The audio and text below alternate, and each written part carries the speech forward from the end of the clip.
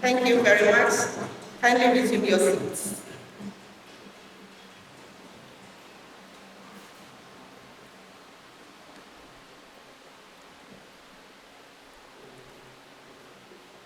Members of the University Council, Madam Vice Chancellor, Co-Vice Chancellors, Registrar, our distinguished speaker, Provost, Deans, Directors, and Heads of Department, esteemed faculty, staff, students, and alumni, distinguished guests, friends from the media, ladies and gentlemen, good evening. I take it again, good evening. Thank you. It is my greatest pleasure to welcome you all to the 2025 Aggrey-Fraser-Guggisberg Memorial Lectures, one of our most prestigious academic traditions of this university. Since its establishment in 1957, this series has served as a platform for critical dialogue on issues of national and global importance. The lecture series honors the legacies of Dr. James Aggrey, Reverend Alexander Aggrey-Fraser, and Brigadier General Sir Guggisberg, whose contributions to education laid the foundation for higher education in Ghana. This year, we are very privileged to have the Regional Executive for Central, Eastern, and Southern Africa and Managing Director of Ecobank Kenya, Mrs. Josephine Anan-Ankomah, deliver the lecture on the theme, Her Money, Her Power, Making Finance Work for Women. I look forward to being empowered this evening to manage my finances well, and I hope you do as well. It is now my distinct pleasure to invite our registrar, Mrs. Emilia J. Benson, to deliver welcome and introductory remarks as we proceed with this lecture. Please let's welcome Mrs. Emilia J. Benson.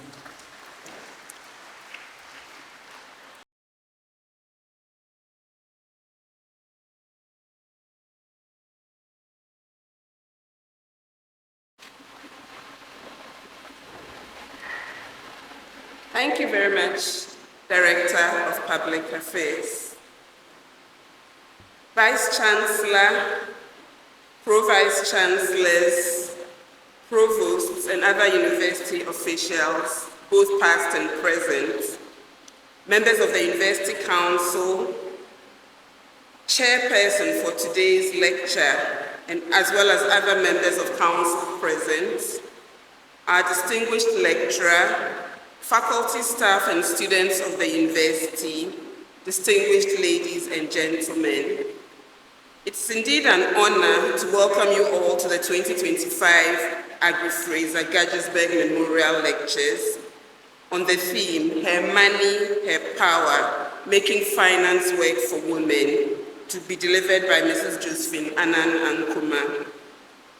The Aggrey-Fraser-Guggisberg Memorial Lecture Series, as the director mentioned, was instituted in 1957 to commemorate the contributions of 3 persons who contributed to the founding of Achimota College, now Achimota School, and more specifically to the advancement of education and higher education in Ghana.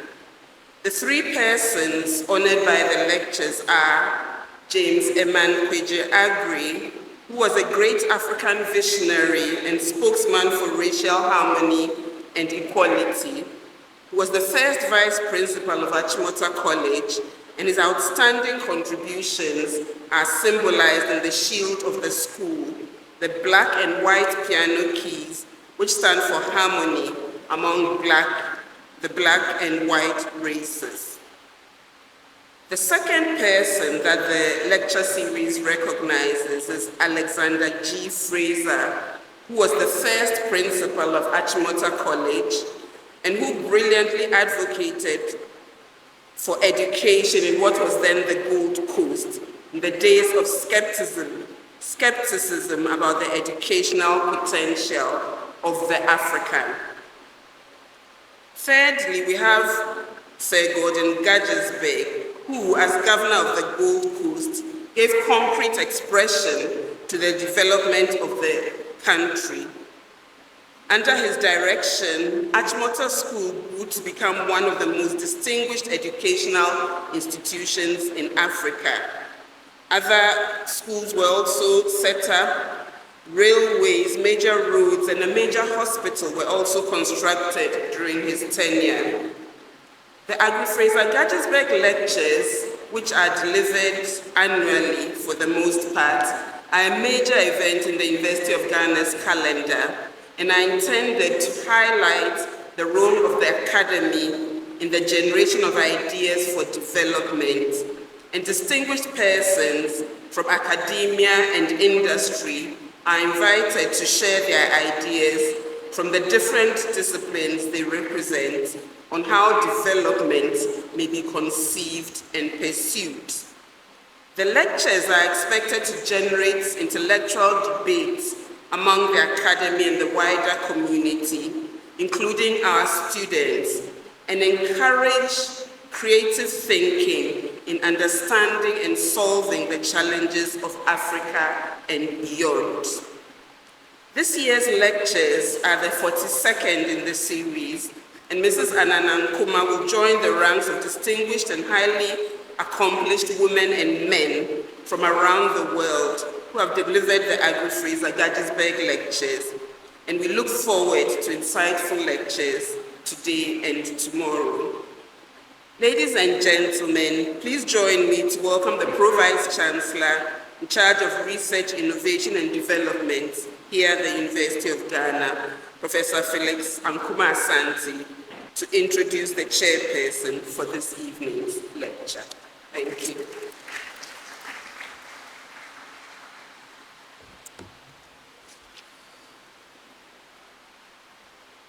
The chairperson for today's lecture is the Chief Executive and Founder of Dynamic Data Solutions Limited, with extensive experience in information communication technology, ICT, and cybersecurity infrastructure services.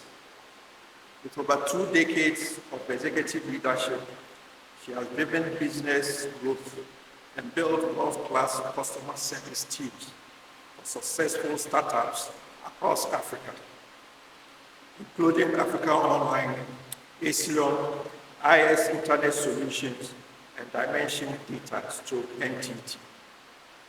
Her contributions to the ICT and business communities have earned her numerous accolades, including ICT Woman and Industry Personality, CIMG Marketing Woman of the Year 2017, Pan-African Award by CEO Global 2018-2029, Woman Rising Top 50 Corporate Women Leaders in Ghana, and the National Women in STEM Honors.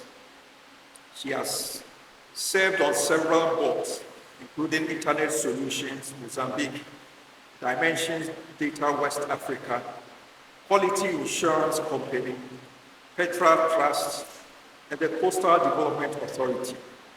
She currently serves on the Governing Council of the University of Ghana and the board of Access Bank Ghana PLC.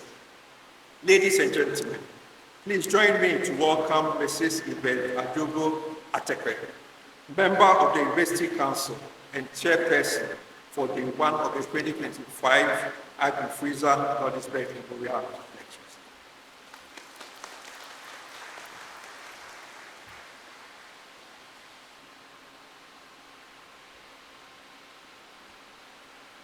Good evening, members of council, Madam Vice Chancellor, Pro-Vice Chancellors, Madam Registrar, our distinguished 2025 Aggrey-Fraser-Guggisberg Memorial Lecturer, Provosts, Deans, and Directors, members of convocation, staff and students, alumni, invited guests, distinguished ladies and gentlemen. I am pleased to chair the first session of the 2025 Aggrey-Fraser-Guggisberg Memorial Lectures, and it is an honor to welcome you all today. The lectures, in addition to honoring the legacy of the visionary leaders, James Kwedre Aggrey, Alexander Fraser, and Gordon Guggisberg, provide a platform for scholars and practitioners in diverse fields to engage in critical dialogue on the pressing issues facing Africa and indeed the world, and to explore solutions to some of the continent's most significant challenges. The 2025 lectures are on the theme, Hair Money, Hair Power, Making Finance Work for Women. And in today's lecture, our distinguished lecturer will focus on the topic, Cracking the Code, Exposing the Barriers Holding Women Back from Financial Power, quote unquote. From structural inequalities to societal expectations, from outdated financial models to the psychological weight of exclusion, women continue to face immense barriers in accessing the financial resources they need to succeed in business. The lecture will address the structural flaws that prevent women from taking their rightful place at the finance table and give us food for thought on what must be done to challenge these biases and introduce financial systems that are inclusive, efficient, and equitable for women. We are certainly in for an enlightening and thought-provoking session. It is my privilege to now introduce our distinguished 2025 Aggrey-Fraser-Guggisberg lecturer. Mrs. Josephine Anan-Ankomah is a highly respected international banker with over 3 decades of experience in treasury management, strategy execution, investment, and commercial banking. A dynamic leader, she has played a pivotal role in shaping Africa's financial landscape. She currently serves as regional executive for Central, Eastern, and Southern Africa, CESA, at Ecobank Transnational, and doubles as Managing Director of Ecobank Kenya. In these roles, she oversees operations in 18 of the 35 African countries that the Ecobank Group operates in, and manages nearly 30% of the group's balance sheet, the second largest revenue pool.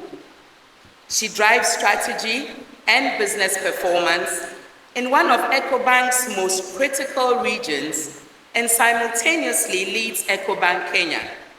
Previously, Josephine served as Group Executive for Commercial Banking, spearheading Ecobank's small and medium enterprise and local corporate banking strategy across 33 African markets. She is a champion for women in business, having pioneered Elevate by Ecobank, the bank's flagship and award-winning gender finance program that delivers tailored financial and non-financial solutions to women-led businesses. Her leadership journey at Ecobank has included senior roles in operations, treasury, and regional expansion, such as Chief Operating Officer for the West African Monetary Zone, East and Southern Africa, Regional Treasurer, overseeing a $3 billion balance sheet, and I repeat, a $3 billion balance sheet, and Managing Director of Ecobank Gambia, where she positioned the bank as a market leader. Josephine holds Bachelor of Arts and MBA degrees from the University of Ghana and is a fellow of the Association of Chartered Certified Accountants. She is deeply passionate about empowering women and founded She Blossoms, a foundation that provides financial support, educational materials, and mentorship to young girls. Beyond banking, Josephine is a music hobbyist who has played a key role in shaping Ghana's gospel music scene, inspiring and mentoring several talents. At home, she is outnumbered by lawyers, married to one, and raising 3 more. With a household full of legal minds, she jokingly admits that she has perfected the art of banking negotiations, quote unquote, at the dinner table. Distinguished ladies and gentlemen, please join me to welcome our distinguished and accomplished 2025 Fraser-Guggisberg Memorial Lecturer, Mrs. Josephine Anan-Ankomah, to deliver the first lecture. Thank you.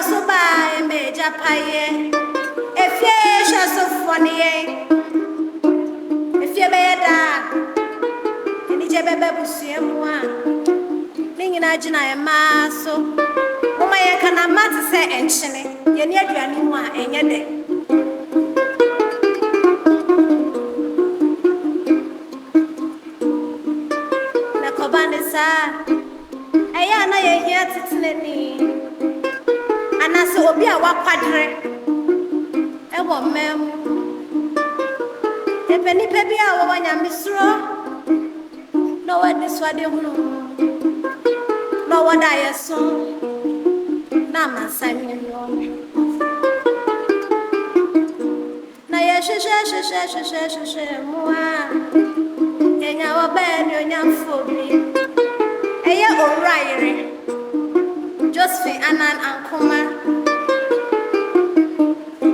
Oba Besia Odi Agromo, Ena Meya, Nehua Meya, Ena Basatia, Doye Wom, Efiesha Sofono, Washe and crying, Mumaya Kana, and Rammy reading the biography. Asma Mekaya and they say, hey! Any baby abo bro. Where you this one dear? They are this year. Am I a man now? What should I say dear? Or my bet to me I be what's me yet? It is a baby now would you see when you swear? Mistress obey. Na Emma a body of catch any. Yet to me I dear Nina.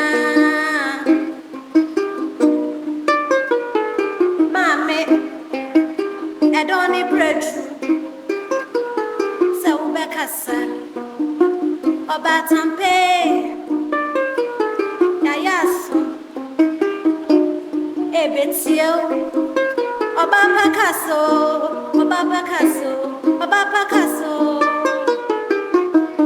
Casso, Casso, Casso. Casso, Casso, Casso. Pedoni breadfruit, casso, casso, casso, casso, casso, casso.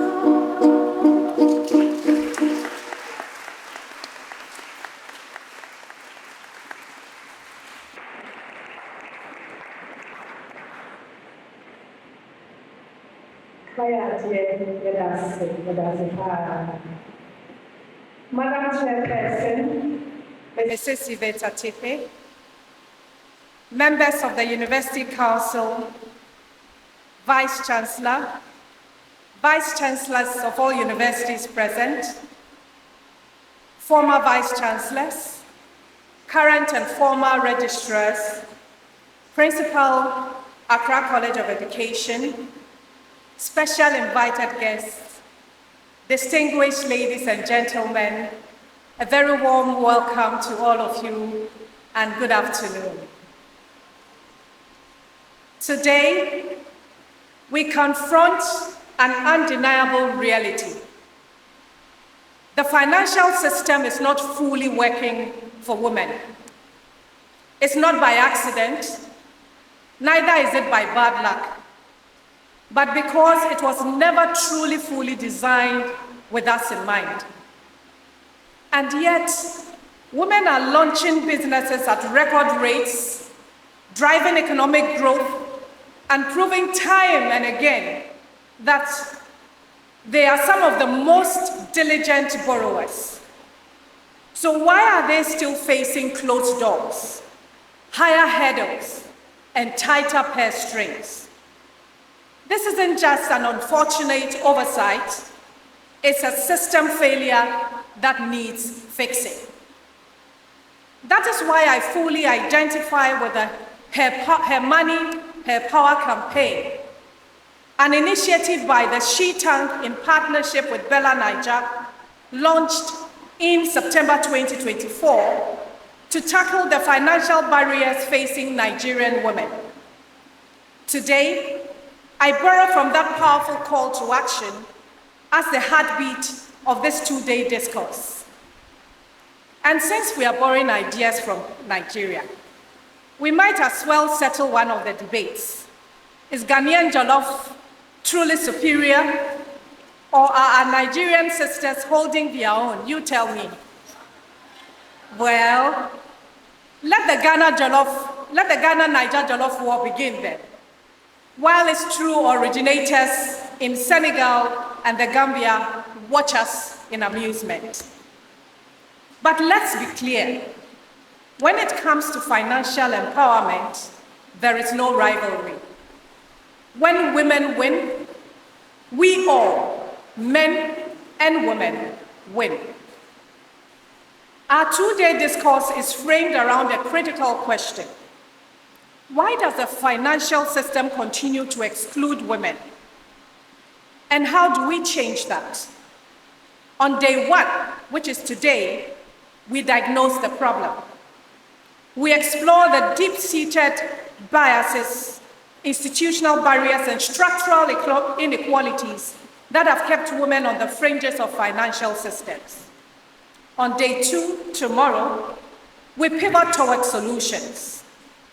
The goal is not just inclusion, but transformation, reshaping financial systems to recognize women as powerful economic actors, investors, and decision makers. We will discuss gender-smart policies, digital finance innovation, de-risking mechanisms, and leadership pathways that can elevate women from being participants to leaders in finance. That is the core of our theme, her money, her power, making finance work for women. Women must not only have access to finance, but also must own their financial future, shape financial institutions, and indeed lead economic decision-making. This is not just a question of fairness. It's about designing a financial system that truly works. Let's begin with a clear-eyed analysis of the barriers, so that together we can build a future where finance fully and finally works for women. Now, reflecting on my own journey from a young student at this esteemed institution to my current role as regional executive of Ecobank's Central, Eastern, and Southern Africa region, spanning 18 African countries, I am reminded of the boundless possibilities that education and opportunity create.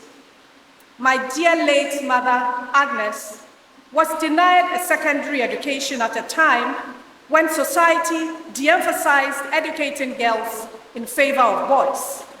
Yet, she persevered and rose through the ranks to become an internal auditor at the then Ghana Commercial Bank, now GCB Bank. My dear late dad, Anthony, who grew up working on his family farms at Vale in the backwaters of Mampontein, went on to study at Opoku-Ware Secondary School. He served in the army. He earned a degree from where? This University School of Administration, retired as a Major General, and then served 2 tours of duty as High Commissioner and Ambassador. Looking back, my educational journey has been quite interesting, starting from O-levels at St. Rose's Secondary School to being the best graduating student at A-levels at Wesley Girls High School. Are there any Rosas here? Any gay girls here? Yay!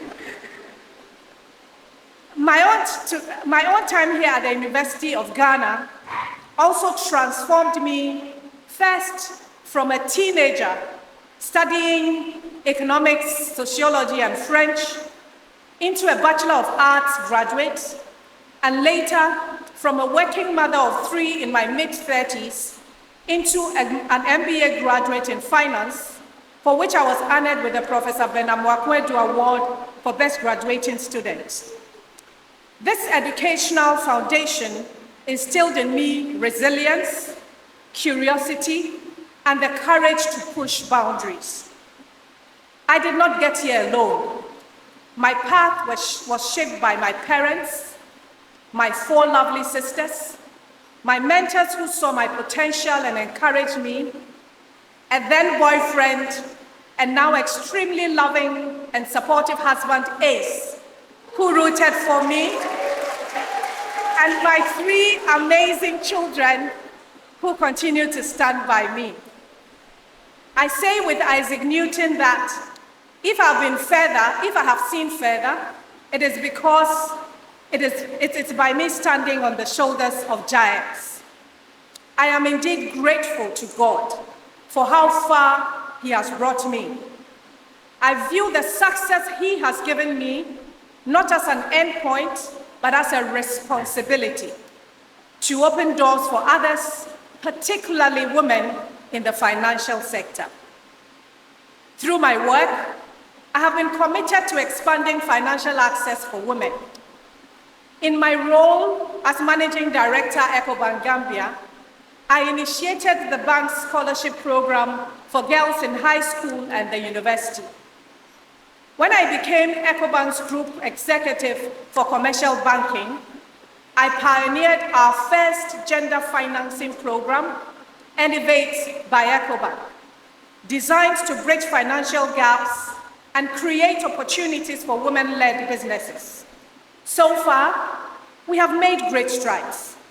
82,000 customers and counting, $700 million in deposits, close to $300 million disbursed in loans across Ecobank's 33 African markets. This month, as we celebrate women, an enhanced Elevate 2.0 is being launched across our markets, but I admit much more needs to be done. We need to create and expand more programs like this to ensure that women have the financial backing to succeed. Now, let me create or bring you some context. Consider the story of Sri Rath, a young girl from Cambodia. When Rath was just 15, her family ran out of money, and she felt she had no choice but to find work. She heard of an opportunity to work as a dishwasher at a restaurant in Thailand, and desperate to help her family, she took it up. Tragically, instead of arriving at a legitimate job, Rath was handed over to gangsters and trafficked across the border. She was taken to Kuala Lumpur in Malaysia and, unfortunately, imprisoned in a brothel. Rath's ordeal illustrates the dangers that arise when poverty and lack of financial options strip women of their power to choose. Had her family been financially secure, or had Rath had access to safer ways to earn money, this would never have been her path. This heartbreaking story, documented by journalists Nicholas Christoph and Cheryl Wooden, shows that when women lack money and opportunity, they are at the mercy of exploiters. Let's consider another story, and it's about Goreti Nyambenda, a woman in Burundi, a country where I once lived while leading Ecobank's expansion there. Goreti's husband, Bernard, held the traditional belief that a woman's place was in the home. Goreti had never even handled money herself. Every financial decision required her husband's permission. Then thankfully one day, Goreti learned of an organization that helps women achieve financial independence. Bernard, of course, forbade her from attending the group meetings, but for the first time in her life, Goreti stood up for herself. She joined 20 other women to form a village savings association. Goreti's first loan with this association was the equivalent of just $2. $2. And she used it to buy fertilizer for her small potato farm. That modest investment paid off, and she earned more money. And Bernard, he changed. When he saw Goreti making money, his resistance turned to respect. Now, he asks for her opinion. Now, he listens. Money talks, something else works. And like they say on the streets of Niger, what money cannot do, more money can do. Goreti's story, also documented by Nicholas and Cheryl, shows that when a woman gains financial power, her voice is heard, and her status in her household and community rises. It earns her respect. Now let's bring these stories home and take an example of a customer that was financed by Ecobank Ghana under our Elevate by Ecobank product. Through Elevate by Ecobank, a leading international school in Tema transformed this vision into reality and expanded into a state-of-the-art institution. They required more capital for growth. So in 2019, Ecobank Ghana stepped in with a 4.5 million CD loan to kickstart construction for their IB program, followed by 2 additional loans totaling 2 million CDs to complete classrooms, science labs, and ICT labs, and a library. The result? A thriving over 500 student institution with over 100 staff members, over 50% of whom are women, fueling the next generation of leaders. Elevate by Ecobank didn't just provide financing, it backed a bold vision for quality education, economic empowerment, and long impact. Now, these stories all point to one conclusion. When she has money, she has power. It gives her agency. It makes her visible. Studies consistently show that women reinvest a significant portion of their income, up to 90%, into their families and communities, and I dare say far more than men do. Yet, despite these clear benefits, the financial system does not really fully work for women, and this must change. So what does making finance work for women really mean? And why is it not working today? Every woman, no matter her income level, needs a way to receive and make payments, store money safely, and plan for the future. Whether it is saving for school fees, setting money aside for emergency funds, investing in a business, or, just giving herself a treat and buying the latest Brazilian wig. It is a necessity. And let's be clear, not having a lot of money does not mean that you don't need a place to put the little you have. Whether it is 5 cedis or 1,000 cedis, kitwa biara nsua. Let's dispel any illusions of scale. There is nothing micro or insignificant about the close to 4 billion women in the world being financially sidelined.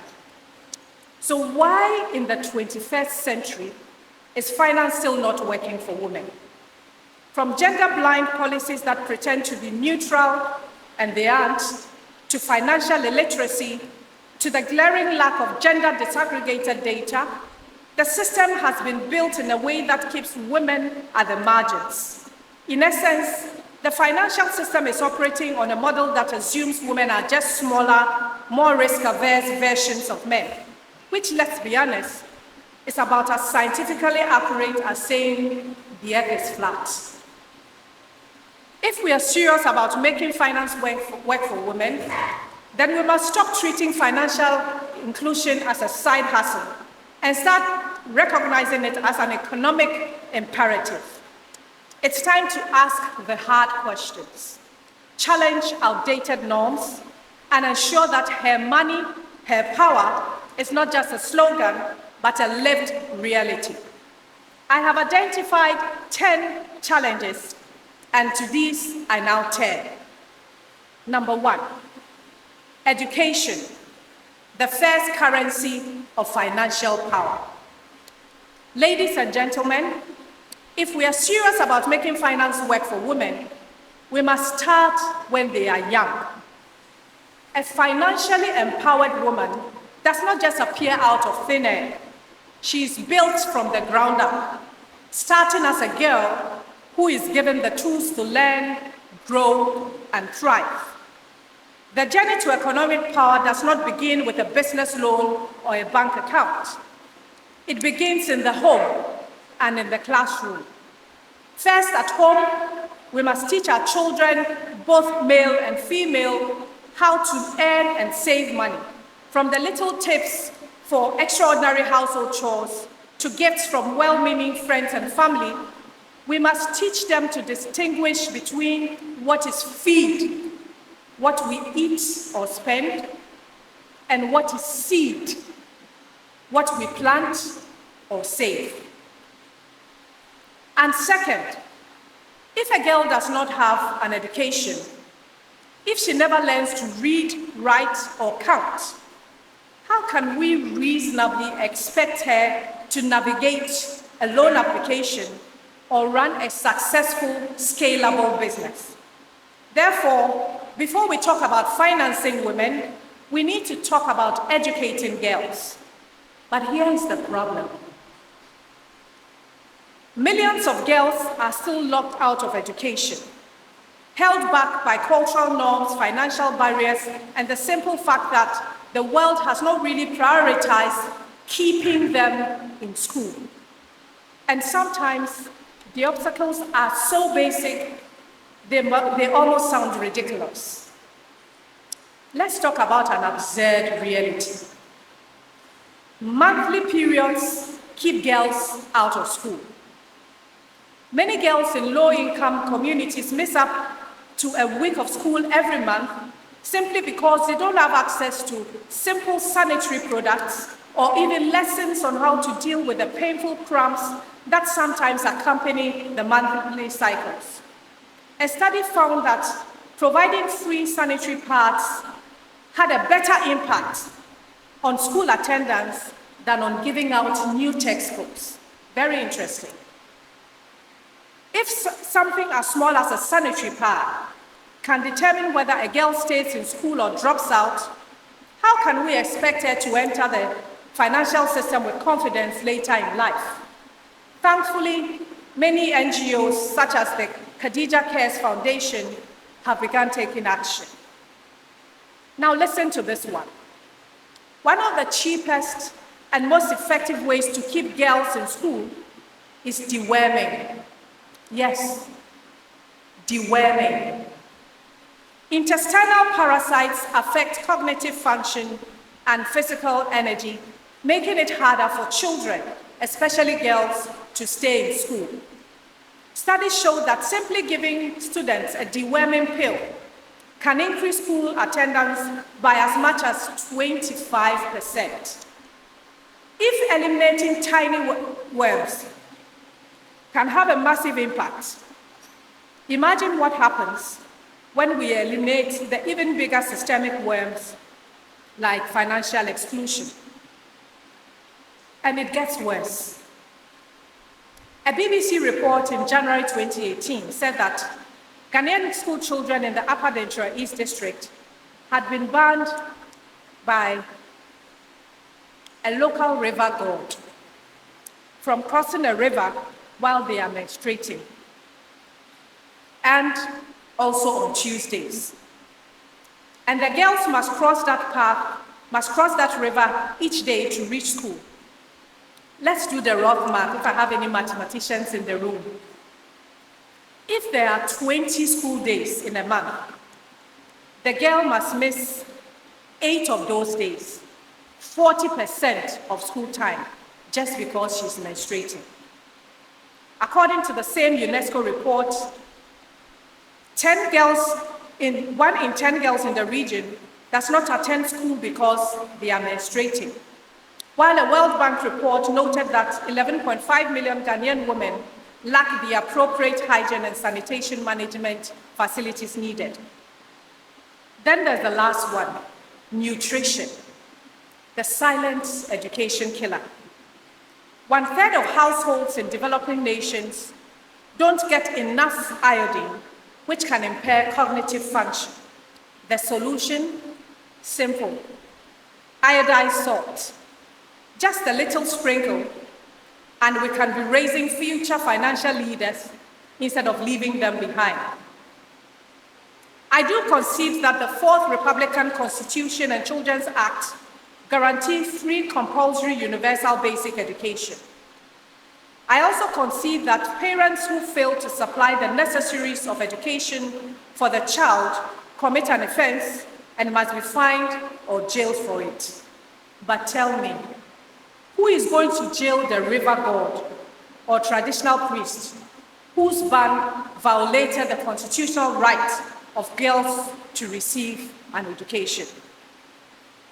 And let me get a little bit controversial. If all else fails, let's pay children to keep daughters in school. Yes, good old-fashioned incentives. I hesitate to use the B word, right? Something. Conditional cash transfer program, where families receive small incentives for keeping girls in school, have proven wildly successful in reducing dropout rates. The UN school feeding programs have shown the same.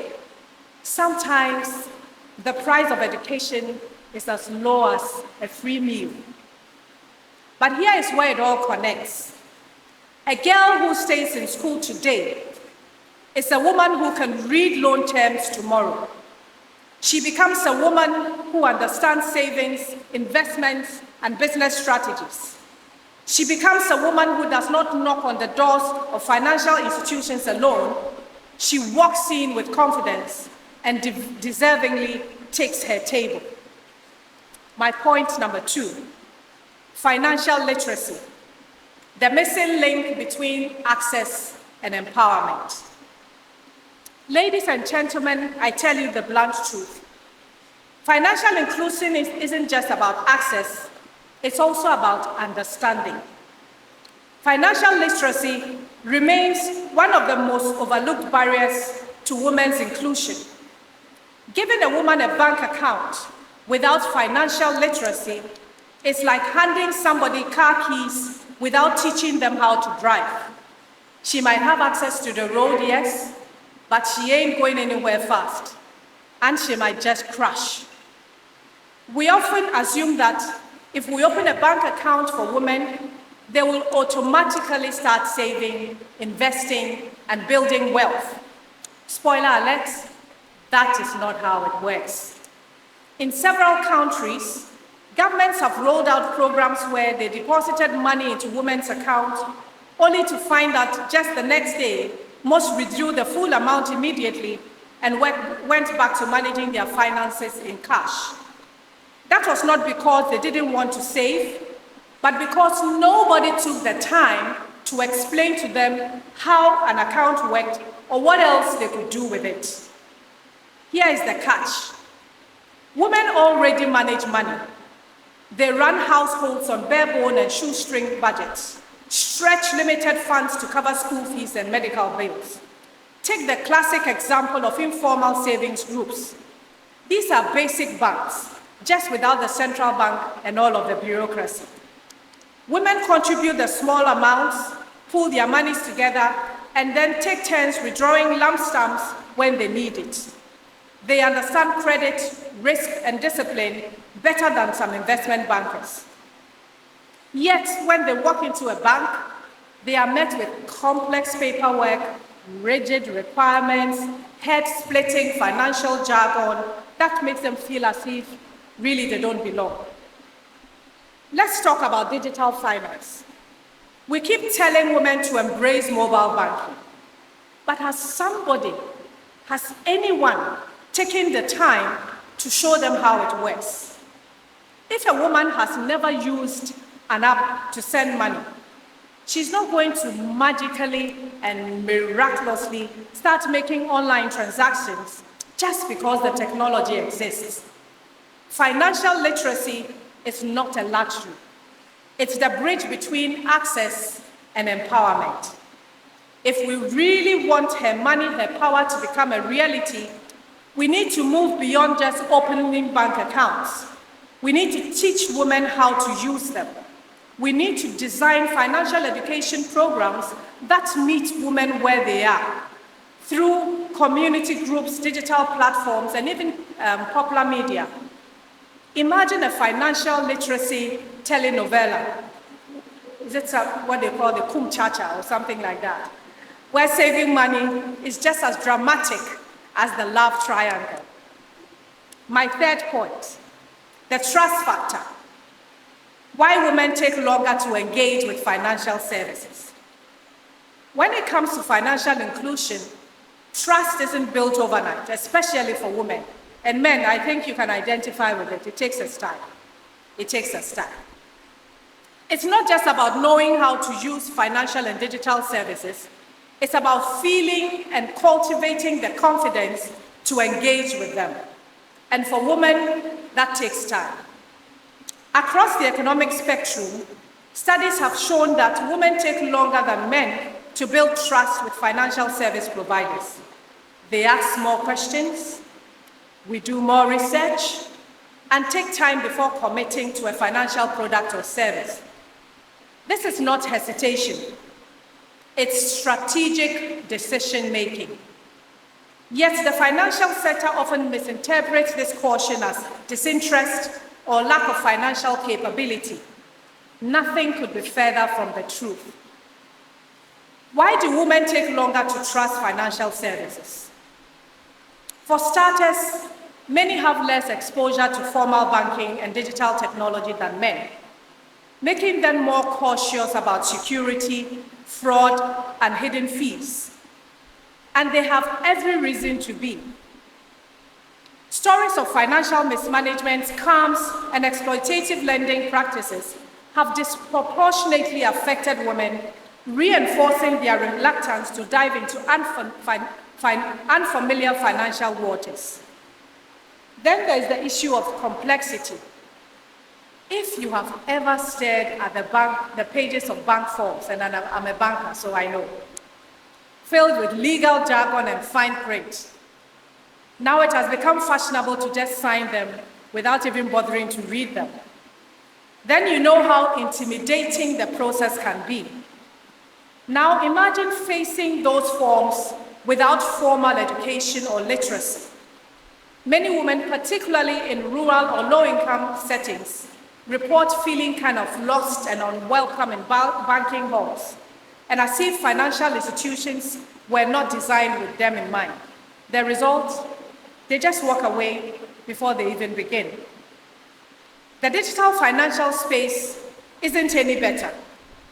A mobile service provider in Ghana found that women need an average of 5 to 10 interactions with a service before they trust it, compared to 3 to 5 for men.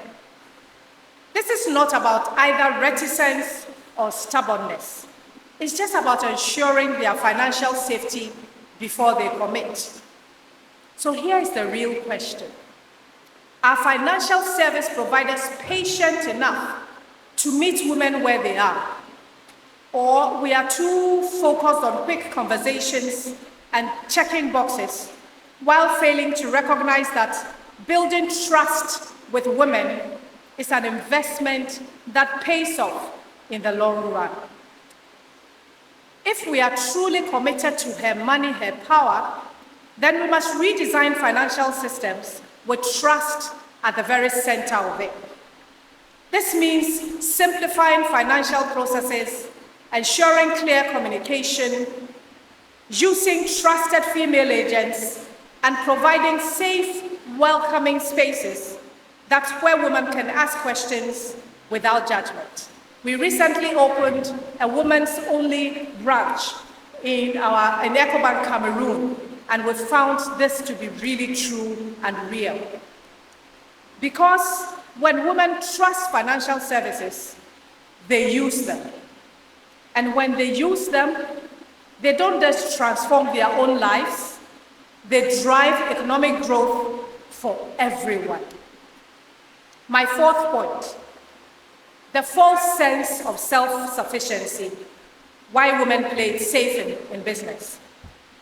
Many women entrepreneurs dream big, but when it comes to financing that dream, they prefer a slow and steady path, building one block at a time, reinvesting profits and avoiding external financing like it's a financial play. But here is the reality.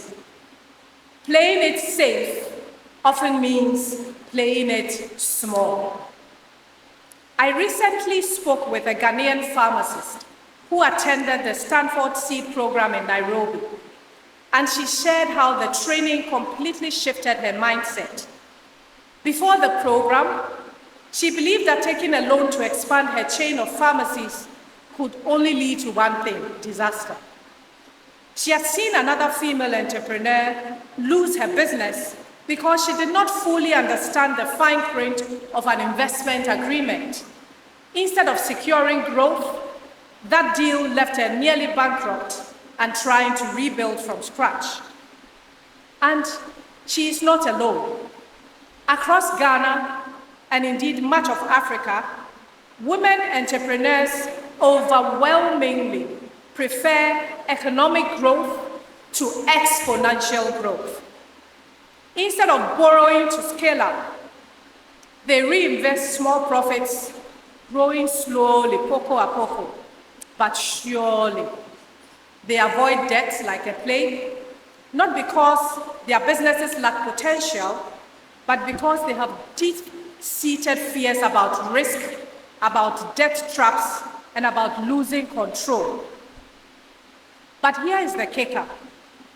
This aversion to external financing is costing billions in lost opportunity. According to the International Finance Corporation, women-owned businesses in sub-Saharan Africa face a staggering $42 billion financing gap.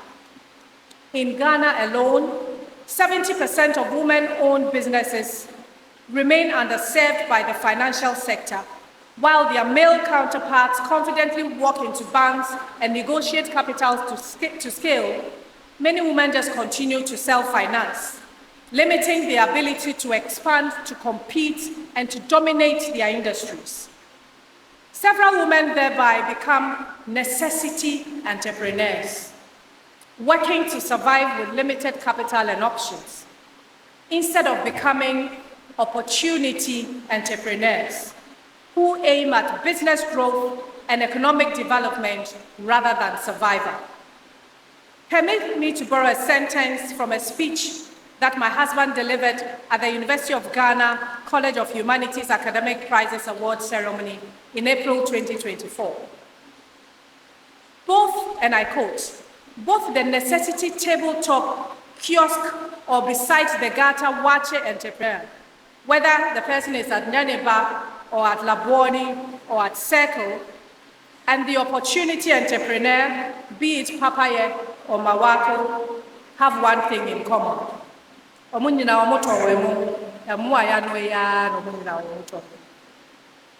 Yet, despite their successes, the female bold rise necessity entrepreneurs hardly expands beyond one location. Why? Because she probably fears taking on debt or investors. Imagine if she had access to financing to open multiple branches or package and distribute her wache across the country. She could possibly build a national or international food empire or a food franchise. Let me again borrow from ACE's famous Wache Nasa quote, where the seller, often female, proudly pronounces to unserved potential customers waiting in line that her wache is finished. Come early tomorrow. She will say in answer to questions and grumbles. Or think about the Hausa cocoa seller in your neighborhood who refuses to sell you more bofruit because she hasn't figured out how to scale her business. As long as she has unsold cocoa, she's holding on to those last pieces of bofruit as if they were nuggets of gold. Or the coffee broke man seller along the road who won't sell you extra granules because ne cocoa ayatotono and sign 2% so upe so try and cut any na baka so person madam pa cho debi minti mintoni nama. This isn't just about quirky sales tactics. It's a mindset issue. Many women entrepreneurs simply don't consider scaling their businesses because the idea of expansion absolutely terrifies them. The fear of taking risks, managing bigger operations, or accessing finance holds them back, even when demand is knocking on the door.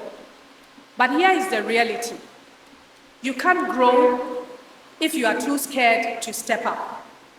And if we truly want to make finance work for women, we need to rewrite the script on fear, growth, and financial empowerment. However, this isn't only a mindset issue. It's also about how financial institutions approach women. Women's fears about borrowing are legitimate, but banks and lenders have done little to address them. Instead of a one-size-fits-all lending model, There must be women-centered financial products that prioritize flexible repayment terms, lower collateral requirements, and the all-important advisory support. Her money, her power should be about breaking the cycle of small-scale survival and unlocking the full potential of women entrepreneurs. Women don't just deserve a seat at the table, they deserve to own the building. And that will not happen if they are too afraid to take a step beyond their comfort zones. My point number 5, access to bank accounts, the gateway to financial empowerment. Distinguished ladies and gentlemen, let's address the foundational step in achieving financial inclusion. Access to a bank account or mobile wallet. Access to a bank account or mobile wallet. This basic financial tool serves as a gateway to a suite of services, savings, credit, payments, insurance, lots of products that can empower individuals and stimulate economic growth. Focusing on Ghana, there have been strides in improving financial access. According to the 2021 FinDec database, 62.6% of women in Ghana have formal financial accounts, marking progress in women's access to financial institutions. However, the gender gap in Ghana has widened over the past 5 years, increasing from 8 to 11%, indicating that 74.2% of men hold accounts. While owning a bank account is a critical indicator of financial inclusion, it is essential to recognize that mere ownership does not equate to active usage.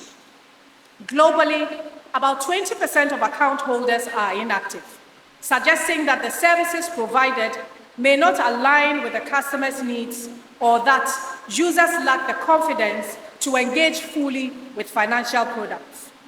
By ensuring that women have access to and actively use financial services, we unlock their potential to contribute more significantly to their families, to communities, and to the economy at large.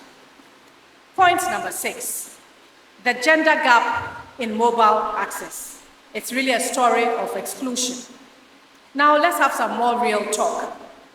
In today's world, a mobile phone is not a luxury. It's a necessity. It's the modern day diary, it's your film theater, it's your briefcase, it's your bank account, it's your business office, all rolled up in one. Yet millions of women across Africa remain disconnected, not because they do not want phones, but because they simply cannot afford them and do not have the skills to use them or simply are not allowed to own one. And here is another kicker. While digital financial services is helping to close the gender gap in financial inclusion, a woman's ability to access them depends on one tool, a mobile phone. Without it, she's locked out of mobile banking, digital payments, and the economic opportunities that come from being financially included. In Ghana, mobile money has become a game changer, with mobile money accounts surpassing traditional accounts. As of 2021, 68% of Ghanaians had access to mobile phone accounts, significantly boosting financial inclusion. However, the gender gap persists, as women are less likely to own mobile phones or have access to smartphones, limiting their ability to fully participate in digital financial services. While both men and women cite affordability as the biggest obstacle to mobile phone ownership, women face additional barriers that men typically don't deal with. There is the hand-me-down phone syndrome, Obroni werewolf phone. In many low-income households, when a smartphone finally makes its way into the family, it of course lands in the hands of the male head of the household. And if the woman gets a phone at all, it's usually an old, barely functioning feature phone, incapable of internet access, mobile banking, or digital payments. Then there's the issue of illiteracy and digital gaps. It's not about owning a phone, it's about knowing how to use it. In Senegal, a study showed that over 1/3 of women surveyed said that their inability to read and write was the biggest challenge in using a mobile phone. Then there are cultural norms and family disapproval. In some communities, a woman with a mobile phone is seen as a somewhat threat to gender roles, or friend wine, or texting wine. These suspicions mean some women are actively barred from owning mobile phones and by extension from participating in digital financial services. By keeping women disconnected, we are not only harming individual women, we are stunting economic growth. So let's talk her money, her power, but first to phone money, her mobile phone. If we are serious about making finance work for women, we must first get mobile phones into their hands, because in the digital economy, no phone means no bank, no business, and no financial future. It's time to stop treating mobile phones as an afterthought and start recognizing, it's time to stop treating mobile access as an afterthought and start recognizing it as the foundation of women's financial empowerment. Point number 7, and this one is speaking to me directly as a banker. As banks, we typically don't like financing startups. It's not our cup of tea. And that risk keeps women out of the game. Starting a business is already a high-wire act. But for women entrepreneurs, securing financing from traditional bank is like attempting that high-wire act blindfolded, legs tied, wrist behind your back, bound without a safety net. Banks, by their very nature, are extremely risk-averse institutions. Their business model thrives on predictability, collateral, and long-term credit history, none of which startups, especially women-led startups, tend to have. The rationale is simple. Startups are inherently risky. Nearly half of businesses don't survive, of new businesses don't survive the 5th year. And for banks, that translates into uncertainty that we would rather avoid. They want borrowers with stable cash flows, established track records, and enough collateral to back their loans. Do I have a witness here? Bring me your collateral, your house, your land, your car, your goods, then we are in business. The problem, women-led businesses, especially in their early ages, often don't tick these boxes. For one, many women entrepreneurs operate in sectors where collateral is not as tangible. While male entrepreneurs are more likely to own land, property, or other high-value assets that may be used as loan security, women are often left with limited options due sometimes to inheritance laws, cultural norms, and lower rates of property ownership.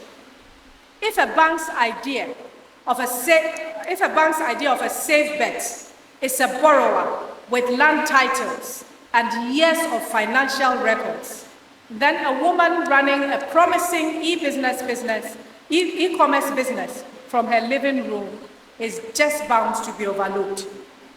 Then there is the issue of financial history. Many women-led businesses are bootstrapped, built from existing personal savings, family contributions, or small informal lending groups. While these methods may allow businesses to take off, they rarely generate the kind of credit history that banks rely on to assess loan eligibility.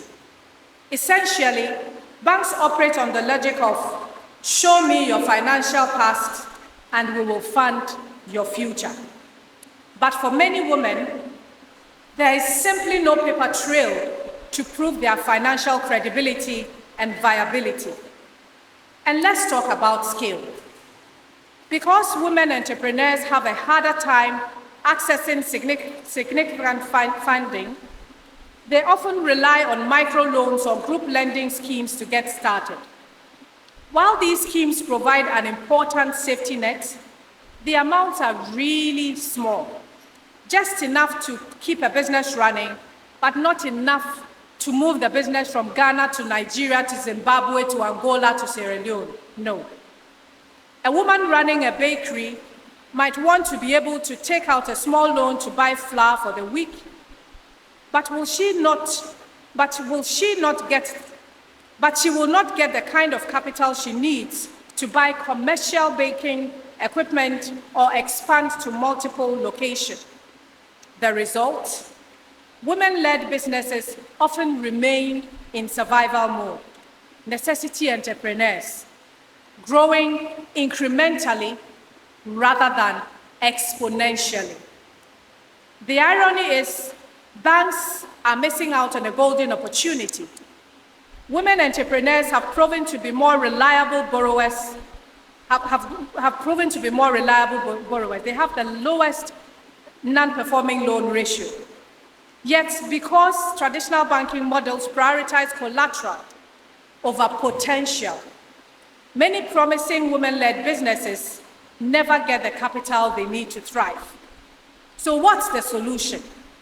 Financial institutions need to rethink how they assess risk and create more startup-friendly lending programs that consider alternative forms of creditworthiness. Women entrepreneurs are not high-risk investments. They are high-impact investments. And if banks want to be part of the future of business, we need to start betting on the powerhouse that is women-led startups. Point number 8, and I'm gradually drawing to a close. The data drought. Why financial institutions are flying blind on women's banking needs. Imagine a bank designing financial products without knowing its customers' needs. It's like a tailor making a suit without taking measurements. The result? A product that fits no one properly, least of all women. The financial sector, despite its obsession with numbers, has a glaring blind spot: the lack of gender disaggregated data. It's blindingly obvious that without data that specifically tracks how women use financial services, banks and fintechs are essentially flying blind, making assumptions rather than informed business decisions. This results in financial products designed often by men, for men, with women as an afterthought. And here is the irony. When financial institutions do not take time to understand women's banking behaviors, they do not just unlock.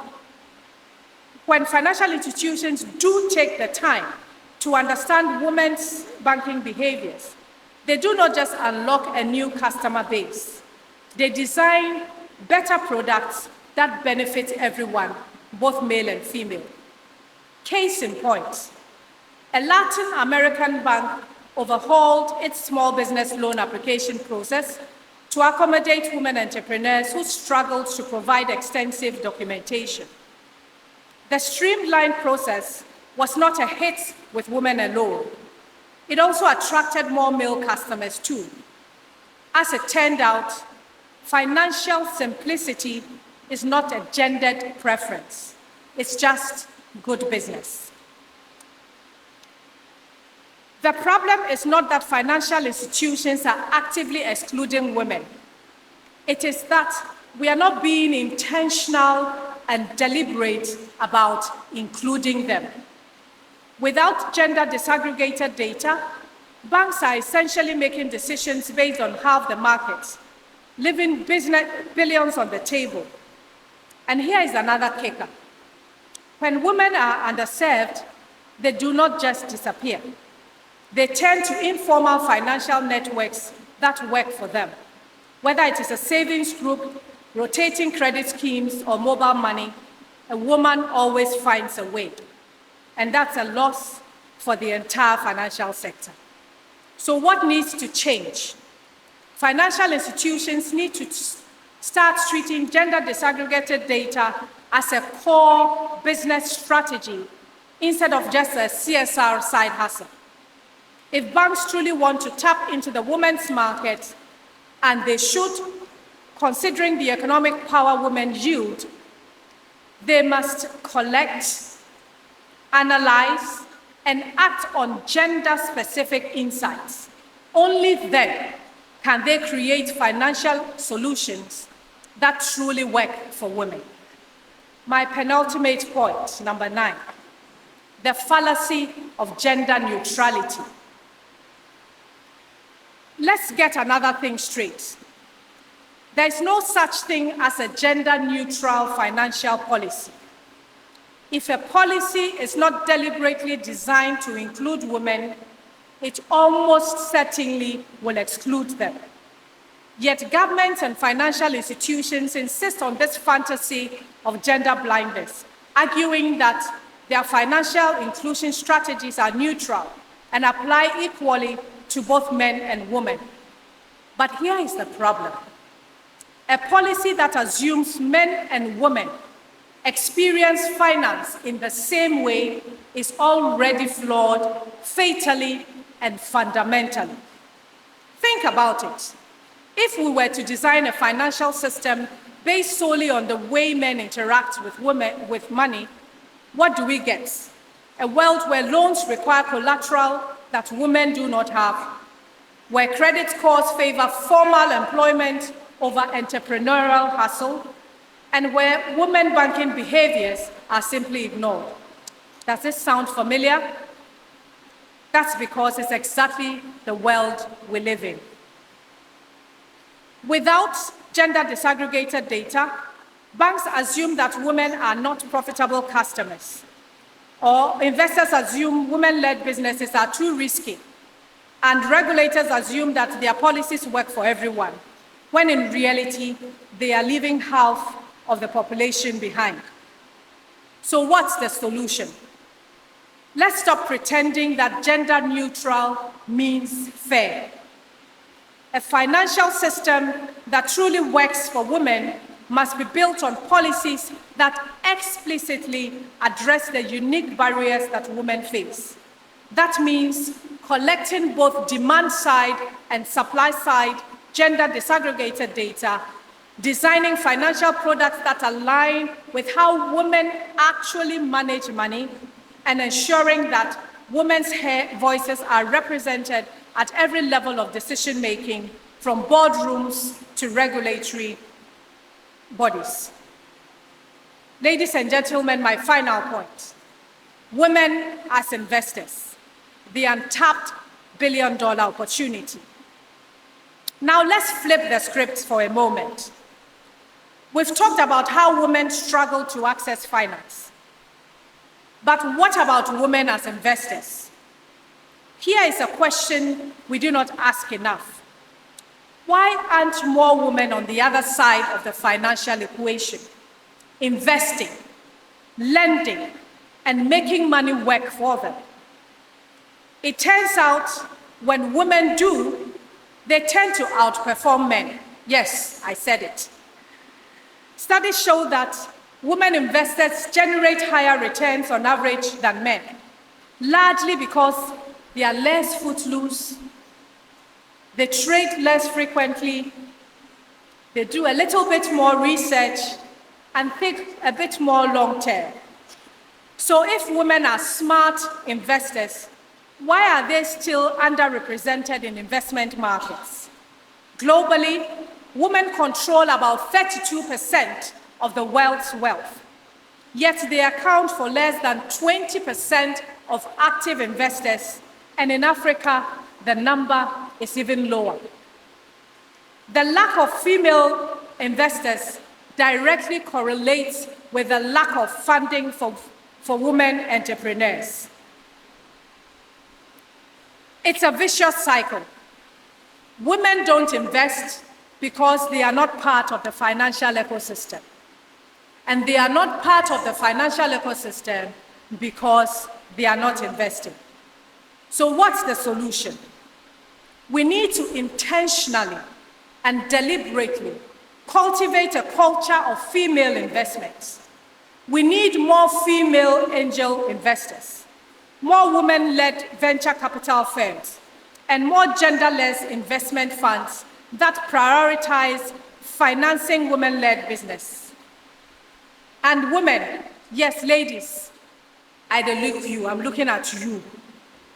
You need to start thinking beyond saving accounts and start investing, because her money, her power isn't just about access to financing, it's really about owning finance.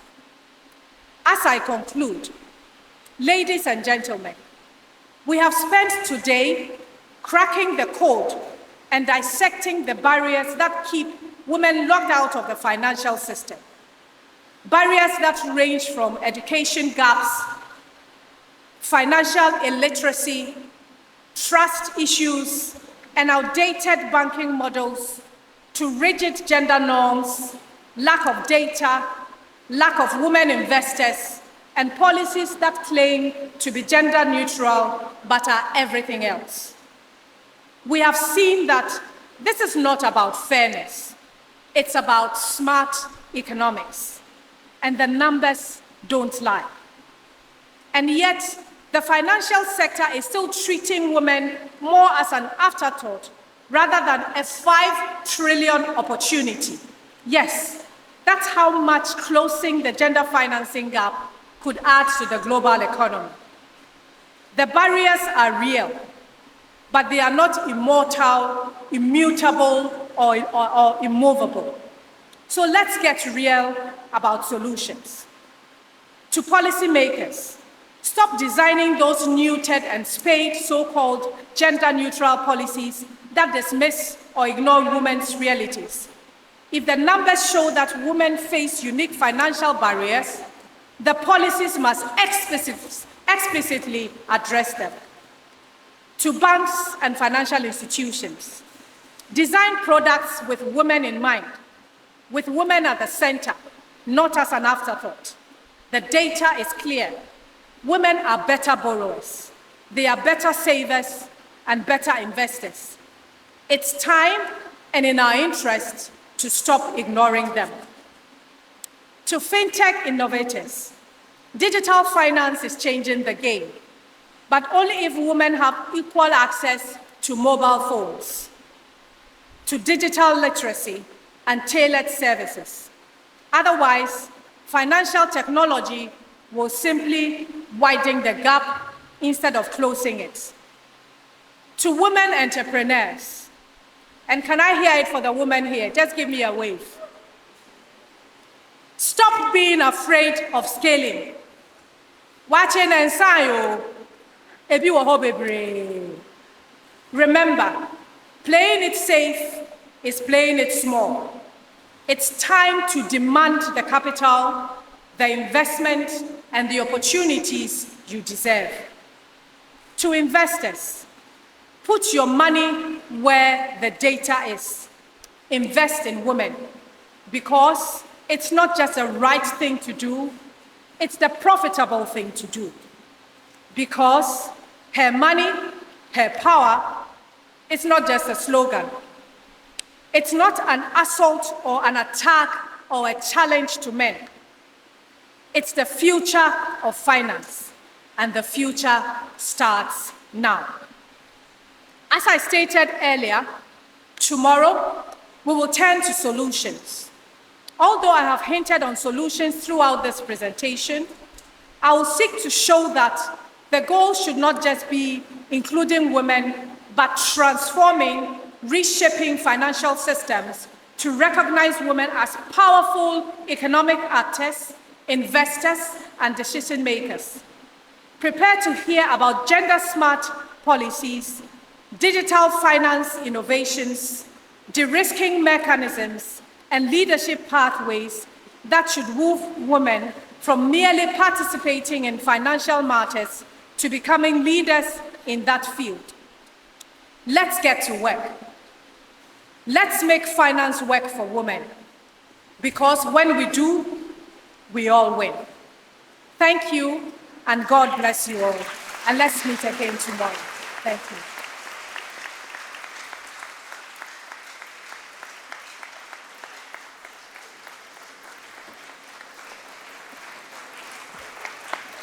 Let's keep appreciating her. Please let's rise and give her a loud round of applause.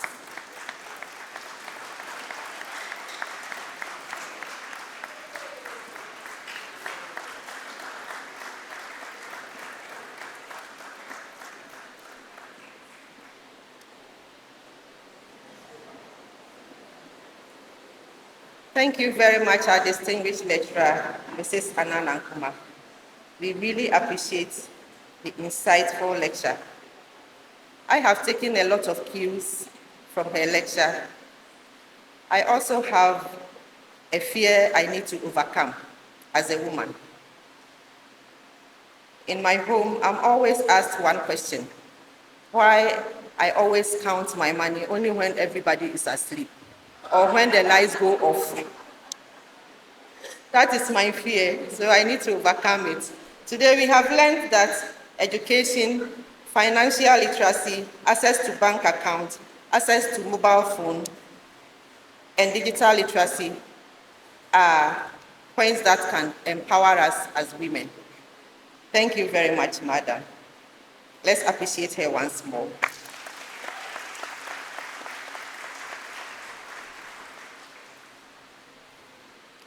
Madam Chair, distinguished ladies and gentlemen, at this point, we'll relax and take a performance by the Ghana Dance Ensemble.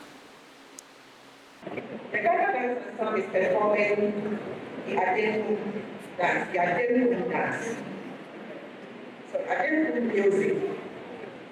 Anan-Ankomah music performance derives its name from the slim, long neck and bowing baby-like girls' instruments. It is a hollow instrument with parts at the top and bottom to create sound when tapped and struck. This is an African musical form performed solely by women as a pastime activity in anticipating the return of their husbands and sons who are in combat. Later, the Anan-Ankomah music was used as a form of social commentary to correct, teach, and praise or castigate deviant behaviors. The women performers are supported by men who play other percussion instruments, music, and clap along. For the purpose of this lecture, Anan-Ankomah music has been selected to extol the life and achievements of our distinguished lecturer. To this effect, you will hear substituted names such as Josephine and Anan-Ankomah. This is to appreciate the lecturer's contribution to the society and for breaking the class ceiling. Distinguished ladies and gentlemen, the Ghana Dance Ensemble and the Anan-Ankomah music. Let's welcome them.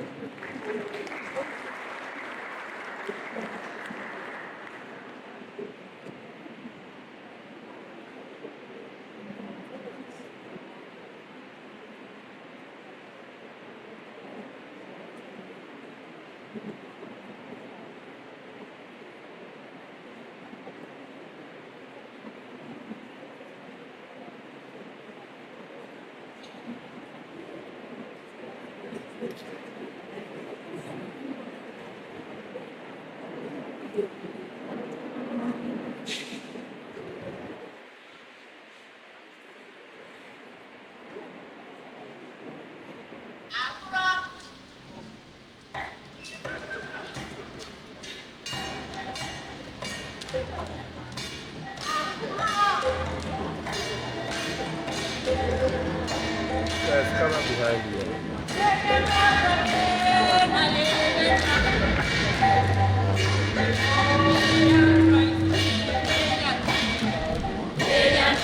Yeah.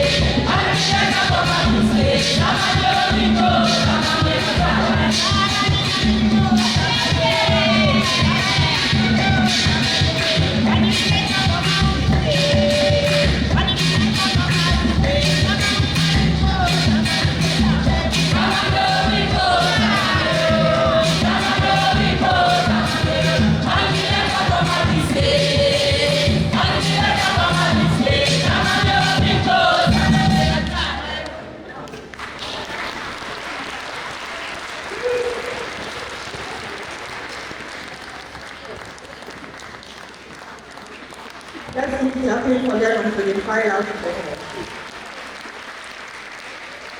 Thank you very much, Ghana.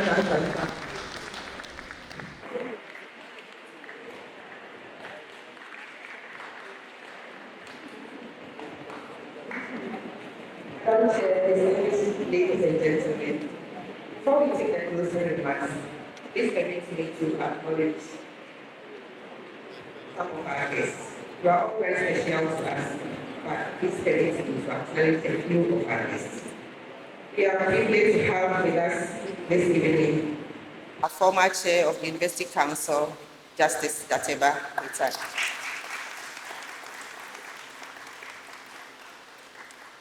We also have one of our former vice chancellors with us, Emeritus Professor Ivan Adai-Mensah.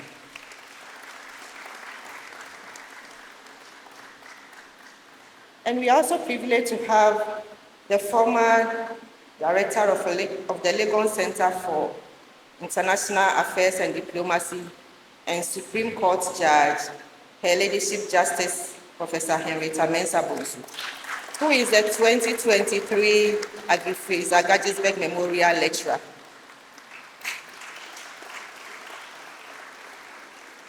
And closely seated by her is my former director, the former Director of Public Affairs, Mrs. Stella Amwa.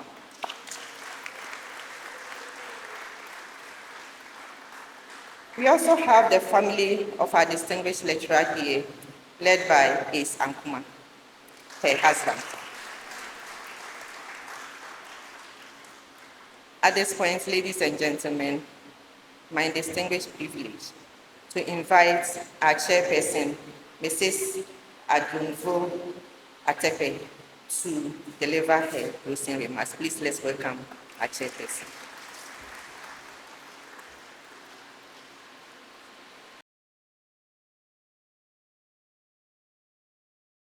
Members of Council, Vice Chancellor, our very distinguished 2025 Aggrey-Fraser-Guggisberg Memorial Lecturer, distinguished ladies and gentlemen.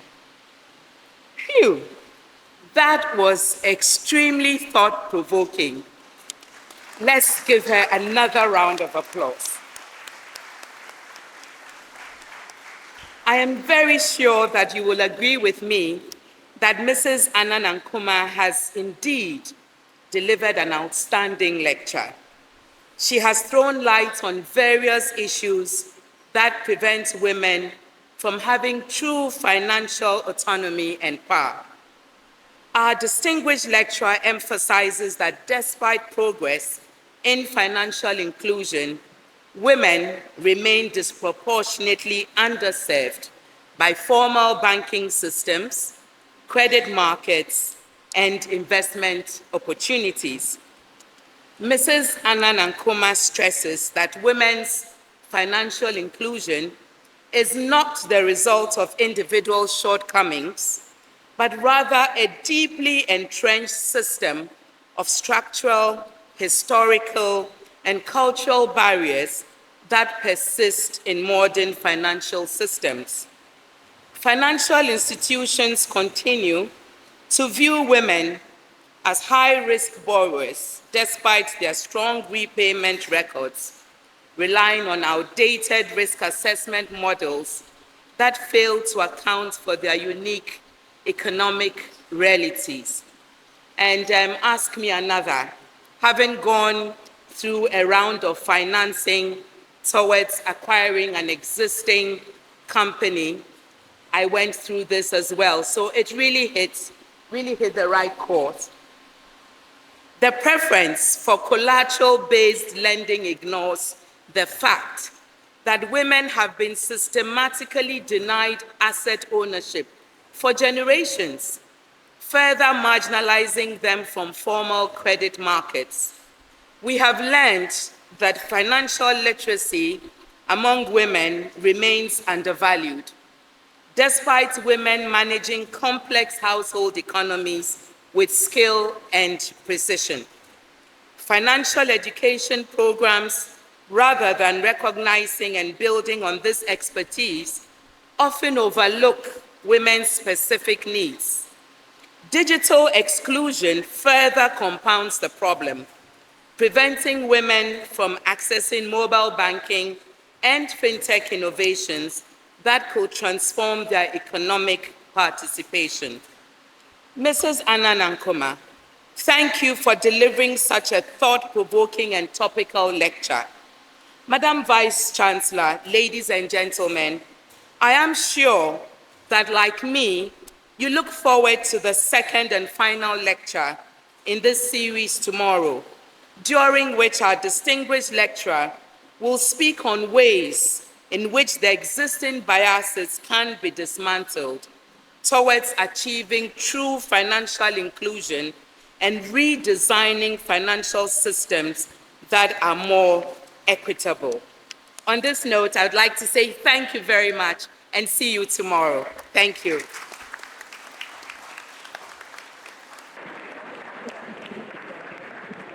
Thank you very much, Madam Chairperson. Please let's appreciate her once more. Thank you very much for ably chairing this session for us. We also thank you all for joining us both in person and virtually to observe today. Tomorrow, we will expect you here as well. The chairperson just invited you to join us tomorrow to complete the process. And after tomorrow's lecture, we will crown everything with a special convocation at which we will confer an honorary degree on our distinguished lecturer. Please don't miss this one.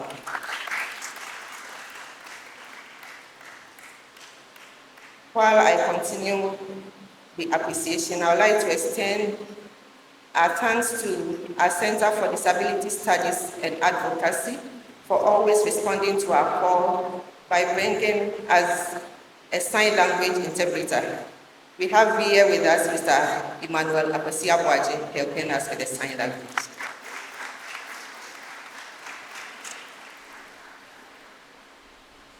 Please let's take these few announcements. For the order of refreshments, we are going to have our senior members, the platform party, and our invited guests take their refreshments on the north wing, at the north wing of the great hall, which is to my left.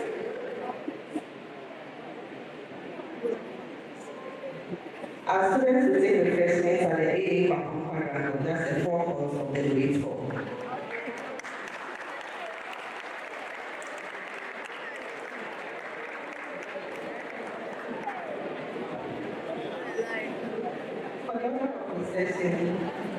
After the university anthem, you will all rise and you all remain standing for the platform party to recess. And when we recess, we take some more good photographs at the forefront.